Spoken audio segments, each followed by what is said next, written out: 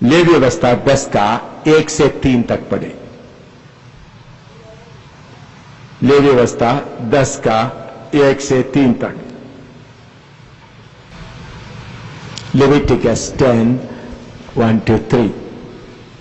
तब नादाब और अबीहू नाम हारून के 2 पुत्रों ने अपना अपना धूपदान लिया और उनमें आग भरी और उसमें धूप डालकर उस ऊपरी आग की जिसकी आज्ञा यहोवा ने नहीं दी थी यहोवा के सम्मुख आरती दी। तब यहोवा के सम्मुख से आग निकलकर उन दोनों को भस्म कर दिया और वे यहोवा के सामने मर गए। तब मूसा ने हारून से बस अभी ये बात समझने के लिए सबको यीशु मसीह के लहू के द्वारा और थोड़ा दिमाग को तैयार करें। इधर में नादाब और अबीहू जो आरोन का पुत्र थे, उन लोग ऊपरी आग या अपने आप में कैसा धूप जलाया और परमेश्वर उन दोनों को उसी जगह में मार डाला। ये बात सेवक लोग अच्छे मन से अच्छी तरह से सीखना बहुत जरूरी है। अब ये नादाब और अबीहू कौन है? ये याजक के पुत्र थे और उनको धूप जलाने का हक था, लेकिन अपने मर्जी पर चलाने के लिए हक नहीं था। जब उनको समय दिया जाएगा तब उन्होंने धूप जला सकता था। उन्होंने जल्दीबाजी में अपने आप में आगे आकर धूप जलाया तो प्रभु उनको क्या कर दिया? उधर ही भस्म कर दिया। ये कौन थे? उनको कितना आशीष मिले हुए लोग थे। पढ़िएगा निर्गमन 24 का 1 से 11 तक पढ़िएगा। निर्गमन 24 का 1 से 11। फिर उसने मूसा से कहा, तू हारून, नादाब, अबीहू और इस्राएलियों के 70 पुरनियों समेत यहोवा के पास ऊपर आकर दूर से दंडवत करना। और केवल मूसा यहोवा के समीप आए, परंतु वे समीप न आए और दूसरे लोग उसके संग ऊपर न आए। तब मूसा ने लोगों के पास जाकर यहोवा की सब बातें और सब नियम सुना दिए। तब सब लोग एक स्वर से बोल उठे कि जितनी बातें यहोवा ने कही है उन सब बातों को हम मानेंगे। तब मूसा ने यहोवा के सब वचन लिख दिए और बिहान को सवेरे उठकर पर्वत के नीचे एक वेदी और इस्राएल के 12 गोत्रों के अनुसार 12 खंभे भी बनवाए। तब उसने कई इस्राएली जवानों को भेजा जिन्होंने यहोवा के लिए होम बलि और बैलों के मेल बलि चढ़ाए। और मूसा ने आधा लहू तो लेकर कटोरों में रखा और आधा वेदी पर छिड़क दिया। तब वाचा की पुस्तक को लेकर लोगों को पढ़ सुनाया। उसे सुनकर उन्होंने कहा, जो कुछ यहोवा ने कहा है उन सब को हम करेंगे और उसकी आज्ञा मानेंगे। तब मूसा ने लहू को लेकर लोगों पर छिड़क दिया और उनसे कहा, देखो यह उस वाचा का लहू है जिसे यहोवा ने इन सब वचनों पर तुम्हारे साथ बांधी है। तब मूसा, हारून, नादाब, अबीहू और इस्राएलियों के 70 पुरनिये ऊपर गए और इस्राएल के परमेश्वर का दर्शन किया। और उसके चरणों के तले नीलमणि का चबूतरा सा कुछ था जो आकाश के तुल्य ही स्वच्छ था। इधर में देखिए, नादाब और अबीहू आरोन के साथ मूसा जब पहाड़ पर गए, पहाड़ के कुछ हिस्से तक जाने का सौभाग्य उनको मिला था। मूसा, आरोन का 2 पुत्र नादाब और अबीहू और 70 बुजुर्ग पुण्य लोग मिलकर थोड़ा पहाड़ थोड़ा चढ़ा, थोड़ा देखा तो परमेश्वर को देखा। उन्होंने परमेश्वर को देखा, परमेश्वर का पूरा रूप को देखा करके नहीं लिखा है। परमेश्वर के पांव के नीचे नीलमणि का चबूतरा सा देखने के लिए मिला। तो उनको परमेश्वर किधर खड़ा है, कितना आकाश के तुल्य स्वच्छ है, इस बात को देखने का उनका मौका मिला।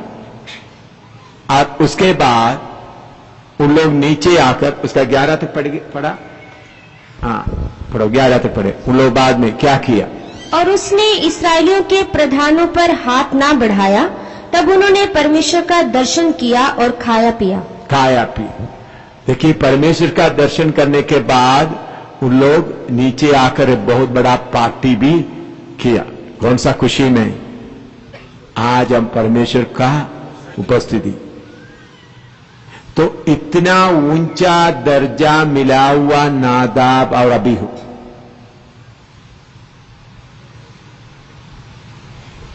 परमेश्वर के या आरोन के द्वारा तुम अभी जलाओ, उनको मुकर्रर करने के पहले अपने आप क्या कर दिया?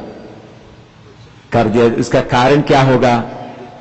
मूसा गया, आरोन भी जाकर देखा, मैं भी जाकर देखा हूं। ये दोनों के दिल के अंदर में क्या है? मूसा भी गया पहाड़ पर, ऊपर तो नहीं गया, फिर भी कुछ जहां तक गया। मूसा परमेश्वर का जगह देखा है, मैंने भी देखा है। नादाब और अबीहू उस आज्ञा के अधीन में रहने के बिना उनके अंदर मैं भी कर सकता हूं करके एक भावना आ गया। परमेश्वर एकदम उनका उधर में क्या कर दिया? भस्म कर दिया। वो आरोन का पुत्र थे, सेवा करने का हक उनको है, सेवा के लिए उनको अलग किए थे, उनको भी समर्पण किए हुए लोग थे।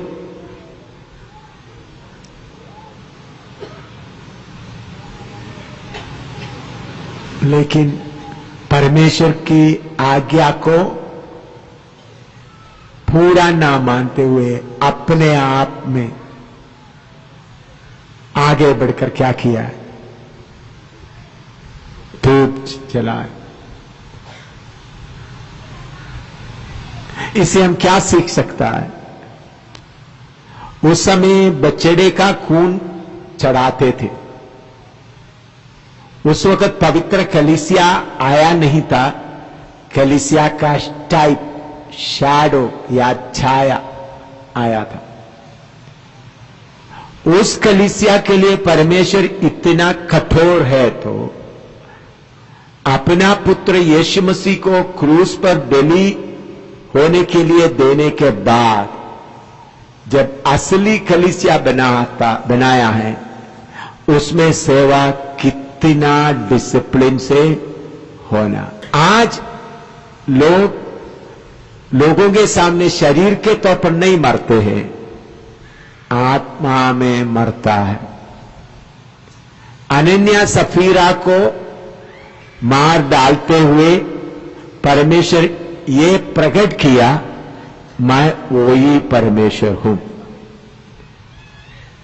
लोगों के अंदर यीशु क्रूस पर आकर जान दिया, फिर अपना मर्जी से प्रेम है, दया है, ऐसा सोचकर कर सकता है करके समझते आगे बढ़ते समय में एक अनन्या सफीरा को मार डालते हुए हम देखते उधर में सबके अंदर बहुत भय छा गया।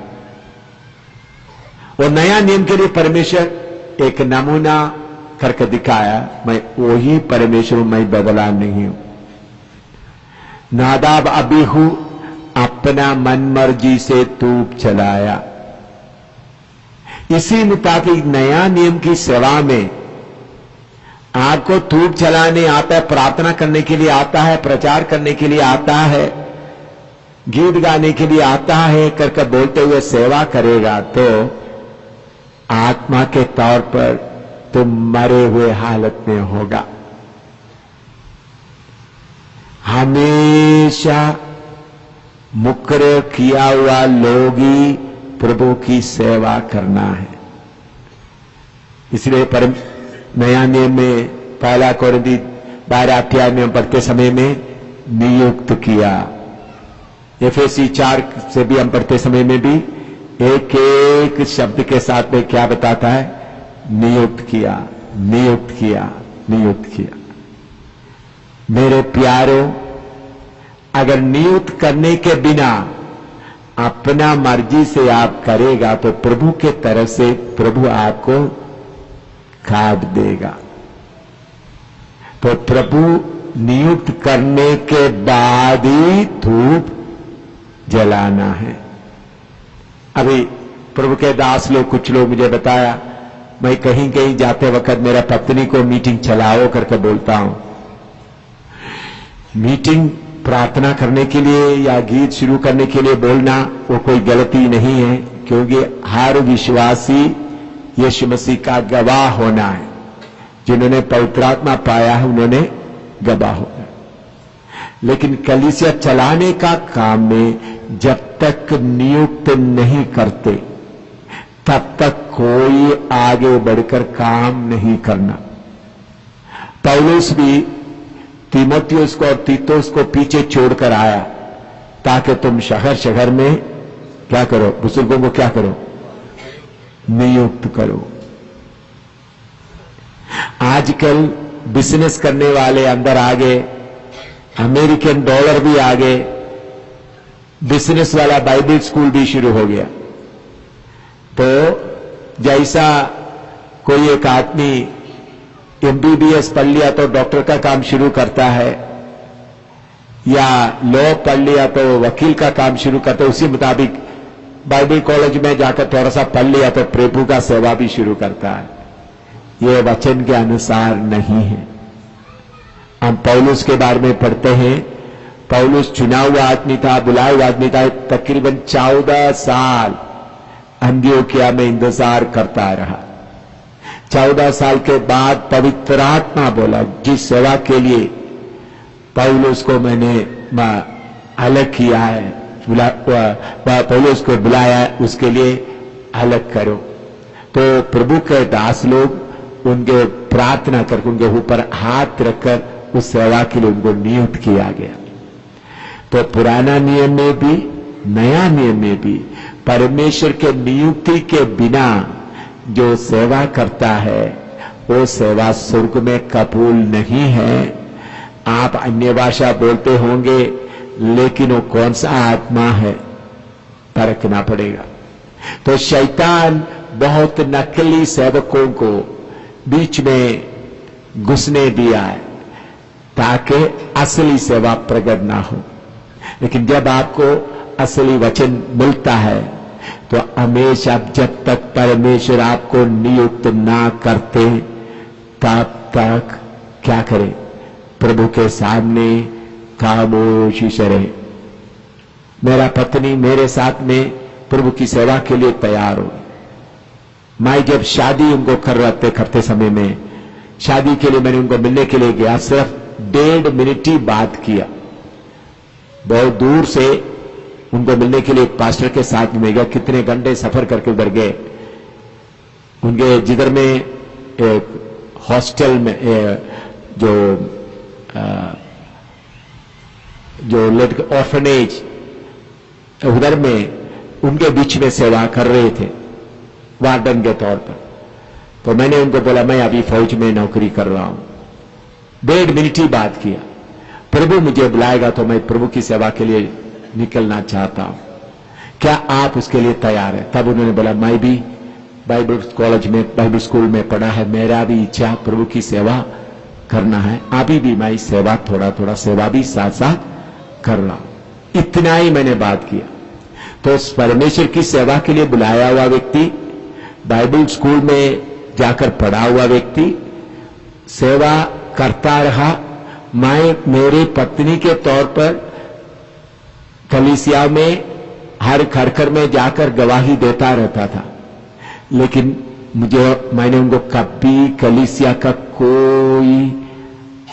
कलीसिया में किसी को ढांढने के लिए या किसी को करेक्ट करने के लिए किसी को किसी बात का अधिकार नहीं दिया। उनको मेरा पत्नी के तौर पर रहकर वफादारी से उनका सेवा करना था, एक विश्वासी के तौर पर गवाही देना था। इसलिए उन्होंने घर में जाकर गवाही देते थे। करीबन 2 साल पहले पवित्र आत्मा मुझे बोला, जब दिल्ली में था, तुम्हारा पत्नी के ऊपर सिर के ऊपर हाथ रखकर सेवा के लिए अलग करो। कितना, अभी से करीबन 2 साल पहले, कितने साल के बाद फिर मैं दिल्ली के सेवकों को बुलाया, उनके सामने मेरे पत्नी के सिर पर हाथ रखकर, वो भी बहन लोग जितना सेवा कर सकते उतना सेवा के लिए उनको अलग किया। मैंने क्यों ये बात बताता है, पास्टर का पत्नी है समझकर कोई सेवा अपने ऊपर नहीं लेना, क्योंकि ये हमारा किसी का सोप फैक्ट्री नहीं, प्राइवेट फैक्ट्री नहीं, सर्वशक्तिमान परमेश्वर का सेवा है। नादाब अबीहू अपने उनको सेवा के लिए नियुक्त किया हुआ व्यक्ति था, फिर भी उस कानून को तोड़कर अपना मर्जी से जल्दी जाकर क्या किया, धूप जलाया। देखिए, सेवा के लिए नियुक्त किया हुआ किसका पुत्र है, आरोन का पुत्र है। और उन्होंने नादाब और अबीहू पहाड़ पर चढ़कर मूसा के साथ वो बातें देखा हुआ व्यक्ति है, सुना हुआ व्यक्ति है, फिर भी इतना आगे आए व्यक्ति को भी परमेश्वर क्या नहीं किया, छोड़ा नहीं। तो इसलिए जब बहुत नकली सेवा दुनिया में चलते समय में, इन आखिरी दिनों में प्रभु अपना महिमा कलीसिया में जब पूरे तौर से लेके आते समय में सब ध्यान से समझना है, मैं सेवा अपना मर्जी से नहीं लेना। प्रभु जब आज्ञा देगा, प्रभु अपने परमेश्वर के दासों के द्वारा मुझे नियुक्त करेगा, तब मैं सेवा लूंगा। तब तक पास्टर का पत्नी लोग भी प्रार्थना करे, गवाही दे, और अगर पास्टर आने के लिए देरी हो गया तो चलो भाई बहनों बैठो, हम इकट्ठा प्रार्थना करें, ऐसा बोलकर कर सकते हैं, लेकिन आगे बढ़ना नहीं, क्योंकि ये गीत गाने के लिए आने से काम नहीं बनेगा, थोड़ा वचन बताने के लिए आने से काम नहीं बनेगा। परमेश्वर का नियुक्ति चाहिए। परमेश्वर आपको नियुक्त किया है, उस अधिकार आपके पास चाहिए, नहीं तो शैतान भी आपको देकर हंसेगा। तो इस बात के ऊपर ध्यान रखें। तो नादाब और अबीहू, उसके बारे में लिखा ऊपरी आग। ऊपरी आग का मतलब उन्होंने अपना मर्जी से आकर किया, प्रभु उनको तौबा करने के लिए भी मौका भी नहीं दिया, एकदम उनको उधर मार डाला। लिखो, अपने हद में रहते हुए सेवा करते करते आएगा, तब प्रभु आज्ञा देगा, इनको क्या करो, इनके ऊपर हाथ रखो, सेवा के लिए इनको अलग करो।